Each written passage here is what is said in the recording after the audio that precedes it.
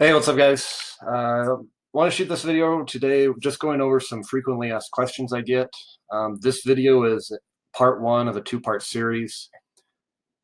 I'm not going to go deep into answering these, because most of these questions, I actually have a video already answering the question more in depth on the YouTube channel. So what I'll do is, if I do have a video for the particular question, I'll post the link down below in the description, or you can just go to my channel and go through the videos.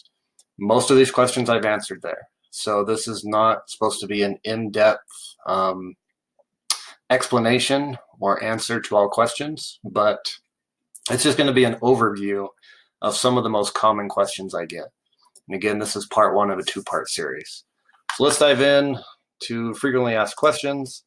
First question. Oh, it's just an overview. So in part one, we're going to answer these questions. So this is just what we're going to cover in this particular video. And then we will cover additional questions in part two of this series. So let's go to the first one. Is now a good time to start? Yes, many people are asking this question, especially with the whole coronavirus and, businesses shutting down, government shutting down, counties. So it's a great question, and the answer is yes. Now is a great time to start. We are still doing business. Here is, I'll just show you. These are, you probably can't see them, but these are like 3 different contracts that I got signed over the past week. And this is all during the coronavirus. So we're still doing business. We're still submitting claims. It may look like the claims will take a little longer to pay out, but we're still doing business. We're still getting people signed up. We're still submitting their claims for them. So now is a great time to start. We're also finding that people are at home. It's easy to get a hold of them, and that makes it easier to put deals together. So now's a great time to start. What are the cons of the overage business or surplus funds business? Great question. The thing is of this business is it takes work, guys. It takes work to profit in this business. This is definitely not get rich quick. I've said this before, most of my cases take an average of 3 to 4 months to pay out. So it's not fast money, not quick money. You have to be willing to contact people and talk to people on the phone or via email or text, people that you don't know. So you have to get over anxiety and fear if you suffer from that associated with cold calling. If you're an introvert like I am, you have to overcome that. You have to be willing to help and serve people. If you're not willing to do that, then this business isn't good fit for you. One other thing is this business, I think the biggest con is because how long it takes to get paid out. 3 to 4 months on average, because you're dealing with governments and counties and they work on their own timeline. And so because of that, you can experience a roller coaster income. Now, if you're just doing this part-time, then that doesn't really matter. But if you're doing this full-time like I do, roller coaster income is a reality of this business, and that's definitely a con.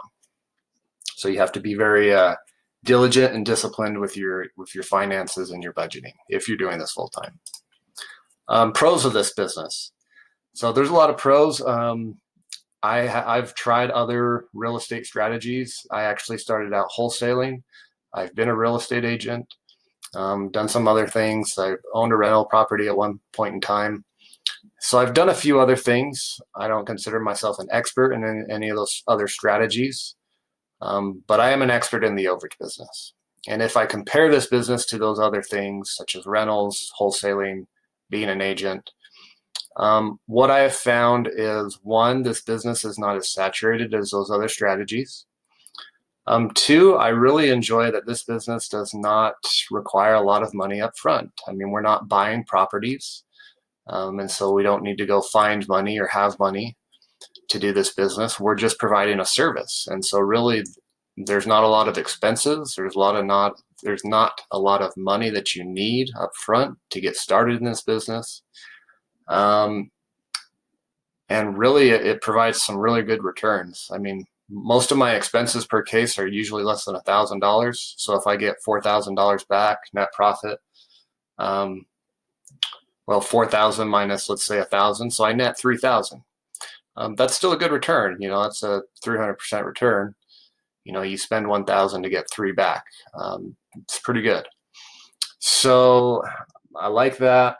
I like that it can be worked virtually as long as you have the internet. You can work this business. You can work as much or as little as you want. That's the other part I like about this is, my first full-time year in business, I made 100K, but I was working less than 30 hours a week. Last year, we'd made over 200K, working about the same amount. So had I worked more, I would have made more, bottom line. But for me, it's about lifestyle. And so this business can create a good income, but also a good lifestyle for you. At least it has for me. There's other things you don't have to deal with in this business that you do in other strategies. So, for example, if you're fix and flipping, you know that you've got to get capital. You have to deal with contractors. You have to get permits from the county or the city or whoever to build your stuff. There's a lot of moving parts in that. If you're a landlord, you have to deal with your tenants, screening your tenants, fixing stuff that they break. When I had a tenant, I remember doing a house inspection and finding out he had a cat living in the back room and he had been smoking in the place and throwing his cigarette butts in the sink and all this good stuff. So you don't have to deal with that in overages. When I was wholesaling, I found it was very difficult to try to convince a seller to sell you their house at a significant discount, which is you need to be able to do that to succeed in wholesaling. I also found there was a ton of people in wholesaling, lots of competition. Same with being a real estate agent. I think there's over 1,000 agents in my state alone, whereas people doing the overage business, it's probably less than 20. So that's another thing that I like about this business. There is competition, but not as much as other strategies. And at the end of the day, you're providing a good service. You're helping people. So I really like that. That's a good pro. How much can I make? I made a video on this. It really depends on you. It's up to you. Again, I already mentioned personally, my first year in 2018, my first full calendar year, I made over 100K. 2019 made over 200K. So it just depends on you and how much or how little you want to work. But you can do a 6-figure business while working part-time hours. How long does it take to get paid? I've talked about this already, 3 to 4 months on average. Again, because you're dealing with governments and they work on their own timeline. So 3 to 4 months is my average deal. How many hours on average to get a deal? I've also made a video on this. But for me personally, it takes about maybe, because of my experience now, I've done deals in 5 hours or less. I would say 10 is my average, 10 hours. I spend maybe 1 to 2 hours per step. And remember, there's a 5-step process. So 1 is creating leads, 2 is conducting research, 3 is contacting, 4 is, I just went blank, 4 is contracting, getting all the paperwork, and 4 is processing the claim, or 5 is processing the claim. So I spend 1 to 2 hours per step of the deal. So 5 steps, 2 hours, so 10 hours, sometimes less. If you're a beginner, complete newbie, it's probably going to take you longer. So I would say probably 20 hours, maybe 30, 40. Just depends on, obviously when you're new, it's a little tougher. But it's very rare to spend probably more than 20 to 30 hours on one deal total, okay? And that's from start to finish. That's total time invested. Now, how many hours does it take to get a contract? I did a video on this where we had, it took 2 hours. From when we got the lead, we did the research, and we contacted the person. They said, send me the paperwork. It can take, very little time to get a contract signed. It's just, but then there's other, other time that needs to be invested. But I would say for me, my average is 10 hours, total time invested into a deal. So average expenses per deal. Great question. Mine is less than 1,000.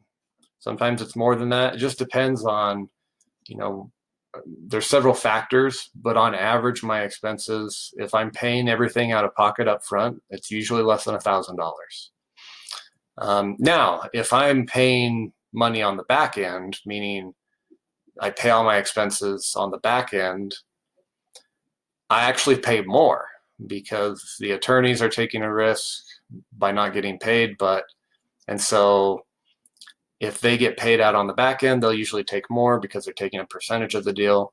So if I pay everything up front, it's usually less, but there's a little more risk because if the deal falls apart, then I'm out that money. So it's just a trade-off.